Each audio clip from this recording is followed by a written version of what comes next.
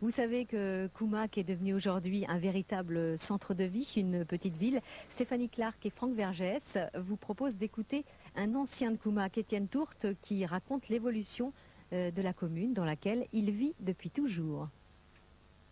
Là, nous sommes un internat de Koumak, un bâtiment qui a été construit entre 1946 et 1948 et qui a bien contribué au commencement du développement de Koumak avec l'apport de personnel, d'instituteurs, professeurs, et puis beaucoup d'enfants qui sont venus aussi des communes avoisinantes, même de très loin.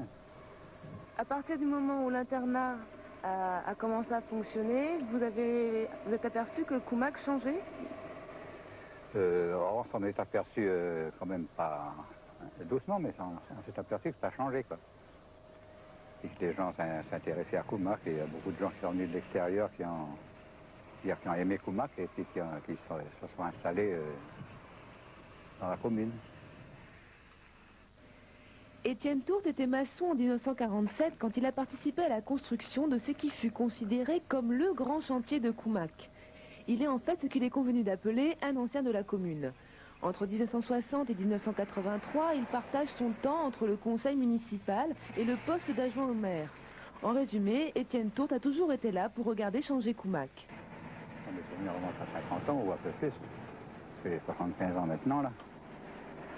La commune de Koumak était beaucoup plus étendue, parce que la limite était à Carimbé, et on allait jusqu'au nord, c'est-à-dire qu'on avait plus de 90 km, ça faisait plus loin que Nouméa ou Paris. Et bon, il n'y avait pas de goudron, il n'y avait rien.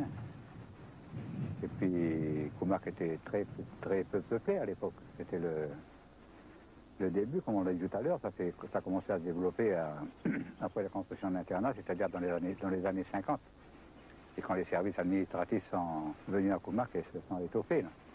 Quand je m'en souviens, il n'y avait pas de problème de chômage à l'époque, parce qu'on avait quand même les mines de Combe qui marchaient, qui Thiébadi, Chagrin, de Kaada qui démarrait. À Koumak, on a toujours bien vécu, on a la mer tout près. Avant, les gens se connaissaient tous comme c'était petit. Alors, on était tous copains, quoi.